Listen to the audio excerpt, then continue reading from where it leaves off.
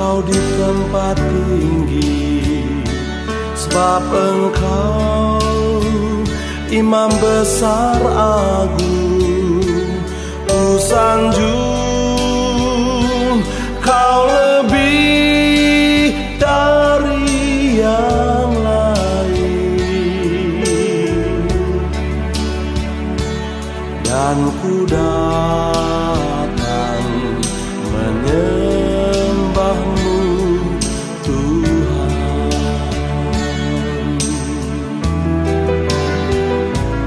Ku sanjung Kau di tempat tinggi, sebab Engkau Imam besar agung.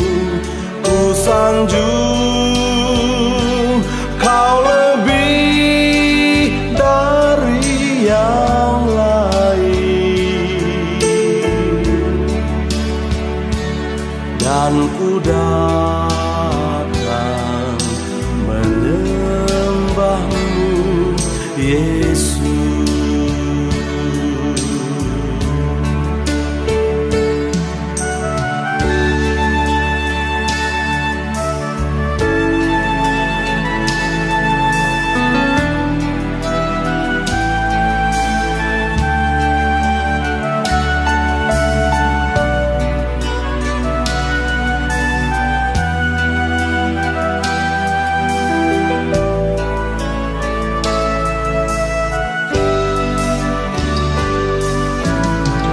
Engkau Tuhan penyembuhku, Engkau Yesus yang menyembuhkan. Kau berfirman dan sembuhkanku. Engkau Tuhan penyembuhku,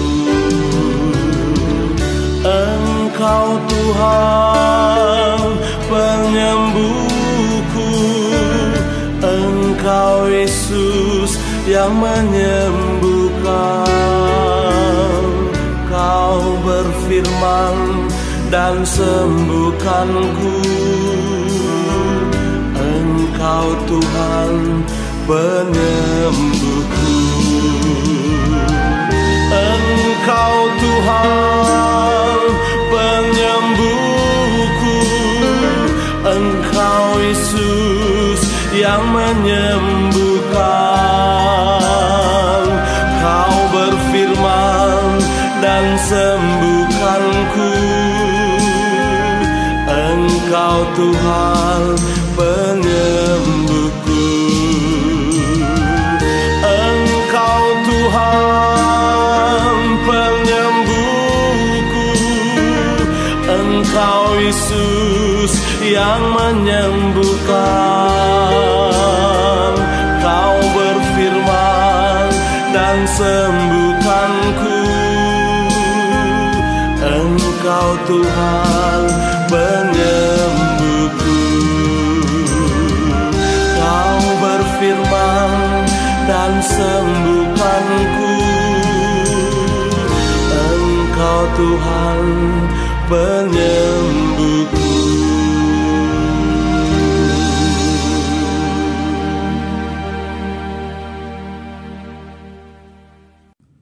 Salam, selamat pagi Bapak Ibu yang dikasihi Tuhan. Pagi hari ini kita kembali berjumpa. Ini masih dalam suasana pengungsian karena beberapa hari ini Pekalongan dilanda banjir. Tapi kita tetap bersyukur bahwa Tuhan masih berikan kita kekuatan dan kesehatan, sehingga pagi hari ini kita bisa kembali bersama-sama mendengarkan satu kebenaran firman Tuhan. Pagi hari ini kita akan sama-sama membuka satu kebenaran firman Tuhan yang terambil di dalam Amsal pasal 21 ayat yang ke-17 dan yang ke-20. Demikian firman Tuhan. Orang yang suka bersenang-senang akan kekurangan. Orang yang gemar kepada minyak dan anggur tidak akan menjadi kaya. Harta yang indah dan minyak ada di kediaman orang bijak, tetapi orang yang bebal memboroskannya. Saudara yang dikasihi Tuhan, pada zaman ini hedoisme telah membentuk gaya hidup konsumtif di kalangan masyarakat modern saat ini, dan juga gaya hidup hedoisme ini mempengaruhi banyak orang-orang Kristen. Hedoisme adalah sebuah ajaran, sebuah pandangan bahwa kesenangan dan kenikmatan hidup itu adalah sebuah tujuan. Kehidupan hedoisme ini yang selalu menonjol adalah kemewahan, kesenangan, dan cenderung menghambur-hamburkan uang. Sehingga orang yang menganut kehidupan hedoisme ini, pada saat penghasilan mereka naik, biasanya diiringi dengan naiknya gaya hidup. Bahkan yang parahnya, tidak sedikit dari mereka lebih memilih untuk berutang daripada menurunkan gaya hidup mereka. Sehingga banyak di antara mereka mengalami keuangan yang berantakan.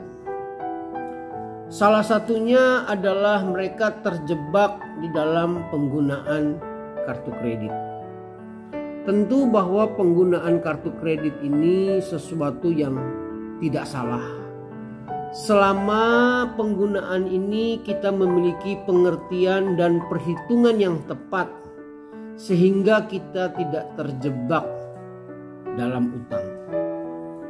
Penggunaan kartu kredit ini tidaklah salah, karena setiap orang itu memiliki penghasilan dan pengeluaran yang berbeda-beda. Mungkin bagi si A, penggunaan kartu kredit itu justru menolong, tetapi bagi si B justru mungkin penggunaan kartu kredit itu menjadi sesuatu yang membuat keuangannya morat-marit. Tapi prinsipnya tetap sama, yaitu bahwa kita harus bertanggung jawab untuk mengelola penghasilan kita. Di dalam Amsal pasal 21 ayat yang ke-20 yang tadi kita baca, tetapi di dalam terjemahan lain dikatakan demikian. Orang bijak suka menyimpan untuk masa depan, tetapi orang bodoh menghabiskan semua yang diperolehnya. Saya percaya saudara yang dikasihi Tuhan, ketika kita mampu mengelola keuangan kita yang baik, maka Tuhan akan mempercayakan sesuatu yang lebih. Alkitab berkata bahwa orang yang bijak itu menyimpan untuk masa depan, tetapi orang bodoh itu menghabiskan semua yang diperoleh. Maka pertanyaan yang muncul adalah bagaimana cara kita untuk memutuskan membeli sesuatu. Pagi hari ini ada beberapa prinsip pertanyaan yang harus kita ajukan pada diri kita sebelum kita memutuskan membeli sesuatu. Pertanyaan yang pertama adalah, apakah kita benar-benar membutuhkan barang tersebut? Sebab saya pernah, saudara, punya seorang teman. Dia membeli sebuah mesin juicer buah, itu harganya cukup mahal. Cukup mahal. Saya bertanya kepada dia, memangnya kamu itu minum jus setiap hari? Dia bilang tidak. Saya minum jus paling sebulan sekali. Di dalam hati saya berkata, apakah tidak sebaiknya dia tidak perlu untuk membeli mesin juicer yang harganya terlalu mahal? Bukankah lebih baik kalau seandainya dia beli saja di tempat orang jual jus? Kan itu jauh lebih irit dalam hal keuangan. Ada juga beberapa orang yang rumahnya memiliki kolam renang. Pertanyaannya adalah, apakah itu benar-benar Anda membutuhkan? Kalau seandainya cuma dalam 1 bulan Anda berenang, apakah tidak sebaiknya Anda pergi ke tempat lain untuk membayar dan akhirnya Anda berenang di sana. Karena saya tahu bahwa perawatan kolam renang itu biayanya cukup mahal. Jadi sebelum Anda memutuskan membeli sesuatu atau membuat sesuatu, tanyakan kepada dirimu, apakah benar-benar engkau membutuhkan. Yang kedua, saudara, kalau memang kita tidak beli barang tersebut, resiko apa buat hidup kita? Apakah ada resikonya atau tidak? Kalau memang beresiko karena kita tidak beli, tentu kita harus beli. Tapi kalau tidak ada resiko, mungkin kita harus berpikir 2 kali untuk membeli barang tersebut. Yang berikutnya adalah apakah harganya tepat? Tidak dengan merek yang lain. Mungkin barang tersebut Anda butuh, tetapi mungkin dengan merek tersebut barangnya terlalu mahal. Tetapi ada dengan merek yang lain dengan harga yang murah, dengan kualitas yang sama. Mungkin Anda itu bisa menjadikan pertimbangan yang lain. Pertanyaan yang berikutnya adalah apakah waktunya harus sekarang dibeli atau memang bisa ditunda? Kalau memang bisa ditunda, sebaiknya ditunda. Tapi kalau memang harus sekarang, maka putuskanlah dibeli sekarang. Yang juga tidak kalah pentingnya adalah rundingkan pada pasanganmu setuju tidak untuk membeli barang tersebut. Karena kalau Anda tidak merundingkan dengan pasanganmu, ada kemungkinan akan terjadi sebuah keributan. Akhirnya si jahat iblis Anda memberi celah untuk merusak rumah tangga saudara. Dan yang lebih terpenting dari semuanya, yang kadang kita tidak terpikirkan adalah apakah pembelian barang ini menolong saudara untuk semakin dekat dengan Tuhan, menolong saudara untuk hidup saudara semakin melekat kepada Tuhan, atau justru barang tersebut membuat Anda semakin jauh dari rencana Allah. Karena saya melihat ada beberapa orang karena barang tersebut mereka beli, saya tidak perlukan sebutkan barang apa, justru itu membuat mereka tidak beribadah kepada Tuhan. Sehingga itu harus dipikirkan terlebih dahulu. Jadi maksud saya adalah begini, saudara. Sebelum kita memutuskan membeli sesuatu, pertanyakanlah kepada dirimu, dan ada pertanyaan-pertanyaan yang berlapis-lapis yang harus kita tanyakan pada diri kita. Saya berharap kita menjadi pribadi yang bijak di dalam mengelola keuangan kita. Tentu ada banyak prinsip tentang pengelolaan keuangan. Tapi saya hanya memberikan beberapa prinsip yang sederhana saja pagi hari ini. Yang pertama, saudara, setelah Anda mendapatkan pendapatan, berilah persembahan perpuluhan, kembalikanlah milik Tuhan sebanyak 1/10. Kenapa perpuluhan ini sangat penting? Mari kita buka kebenarannya di Maliaki pasal yang ketiga ayat 10 sampai yang ke-11. Demikian firman Tuhan. Bawalah seluruh persembahan persepuluhan itu ke dalam rumah perbendaharaan, supaya ada persediaan makanan di rumahku, dan ujilah aku, firman Tuhan semesta alam, apakah aku tidak membukakan bagimu tingkap-tingkap langit dan mencurahkan berkat kepadamu sampai berkelimpahan. Yang ke-11, aku akan menghardik bagimu belalang pelahap, supaya jangan dihabisinya hasil tanammu, dan supaya jangan pohon anggur di padang tidak berbuah bagimu. Firman Tuhan semesta alam. Saudara yang dikasihi Tuhan, Kalau kita baca dengan teliti, ada dua kebenaran firman Tuhan tentang perpuluhan untuk kita yang mengembalikan milik Tuhan. Yang pertama adalah perpuluhan itu membuka berkat tingkap surga untuk saudara dan saya. Membuka pintu berkat bagi saudara dan saya. Tetapi yang kedua ini juga penting. Perpuluhan itu adalah pagar tembok keamanan atas hasil pekerjaan kita. Katakan ayat yang ke-11, aku akan menghardik bagimu belalang pelahap, supaya jangan dihabisinya hasil tanammu, dan supaya jangan pohon anggur di padang tidak berbuah bagimu, firman Tuhan semesta alam. Apa yang dikatakan firman Tuhan ini kepada orang Israel, ini adalah masyarakat agraris. Firman Tuhan berkata bahwa kalau engkau mengembalikan milik Tuhan, maka Tuhan akan menghardik belalang pelahap, binatang yang menghabisi semua hasil tanammu. Artinya bahwa perpuluhan itu adalah sesuatu yang membangun pagar tembok keamanan atas pekerjaan kita. Banyak anak Tuhan, Anda terlalu fokus mengelola pekerjaanmu, tetapi engkau lupa membangun pagar tembok keamanan atas usahamu.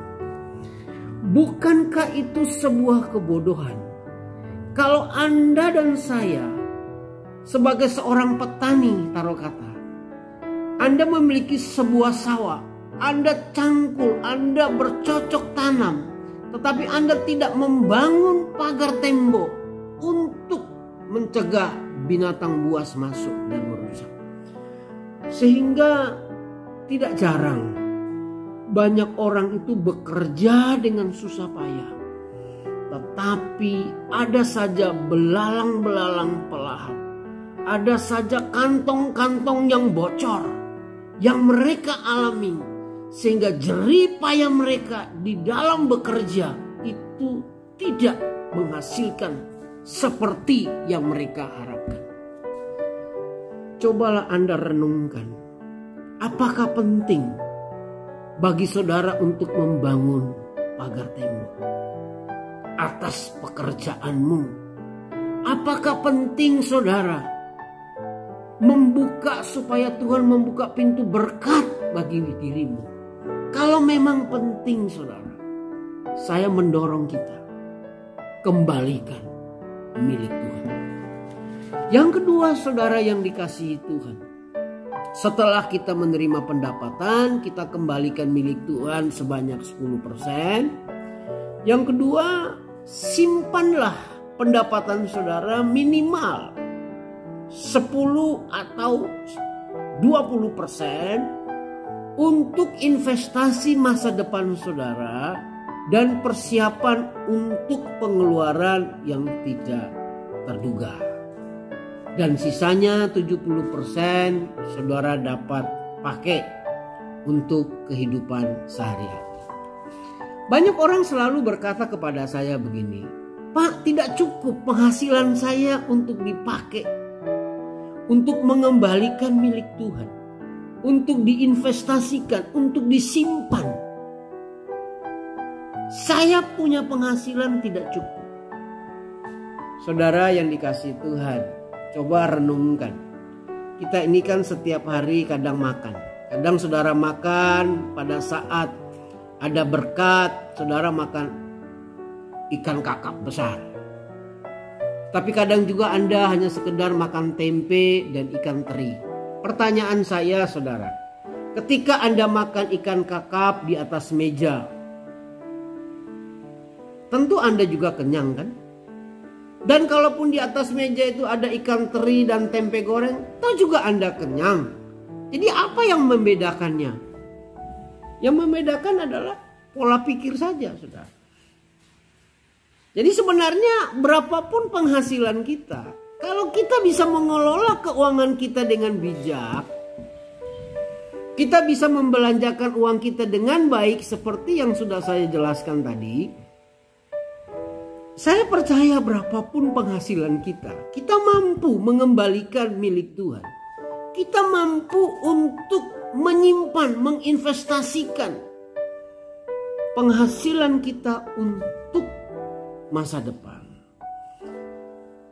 Selain pengelolaan uang yang benar, ada mentalitas yang mempengaruhi seseorang itu di dalam pengelolaan keuangan. Mentalitas itu biasanya dibangun dalam dua hal. Yang pertama, didikan dan latar belakang keluarga. Itu mempengaruhi mentalitas kita di dalam pengelolaan keuangan.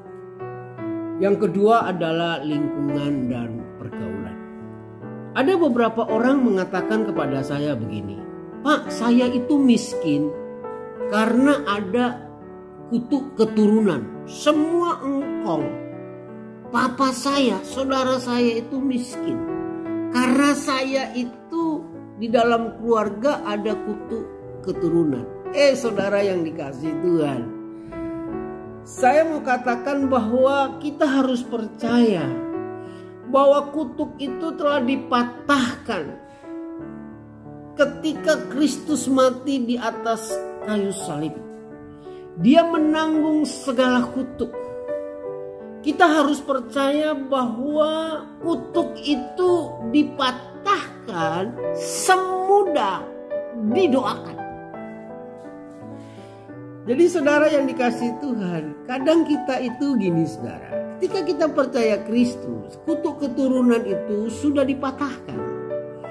Tetapi mentalitas kita, pola hidup kita yang diwariskan dari didikan latar belakang keluarga itu yang tidak berubah.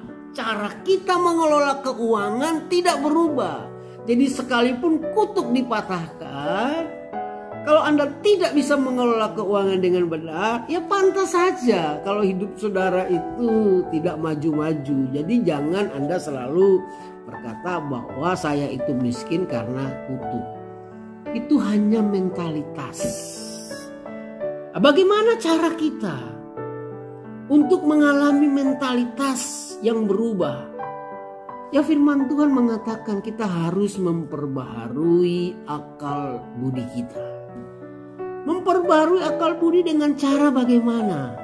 Dengan cara adalah menyelaraskan cara kita berpikir sesuai dengan kebenaran firman Tuhan yang kita terima dan yang diremahkan oleh Roh Kudus. Saya percaya bahwa mentalitas yang diwariskan oleh keturunan itu dapat mengubah hidup saudara dan saya. Jadi pagi hari ini saudara, saya mendorong kita, mari tinggalkan kehidupan hedoisme yang suka konsumtif. Pergunakan keuanganmu dengan baik dan bijak. Kembalikan milik Tuhan supaya berkat tingkap surga dibukakan bagimu dan pagar tembok perlindungan Tuhan ada atas usahamu, sehingga segala belalang pelahap, segala pengeluaran yang tidak perlu, kantong-kantong yang bocor dihalau oleh Tuhan di dalam kehidupanmu. Dan sisihkanlah sebagian penghasilanmu, minimal 10-20% untuk investasi di masa tuamu. Sehingga saya percaya tuh saudara, kalau ini kita lakukan bersama-sama, maka kita akan memperoleh keuangan yang sehat dan stabil ke depan. Kiranya firman Tuhan ini membantu kita untuk mengubah mentalitas kita dan akhirnya kita memiliki keuangan yang baik dan hidup saudara dan saya menjadi berkat bagi banyak orang dan juga menjadi berkat bagi gereja Tuhan. Kiranya kebenaran firman Tuhan ini menjadi berkat bagi kita semua. Terpuji nama Tuhan. Shalom, selamat pagi. Amin.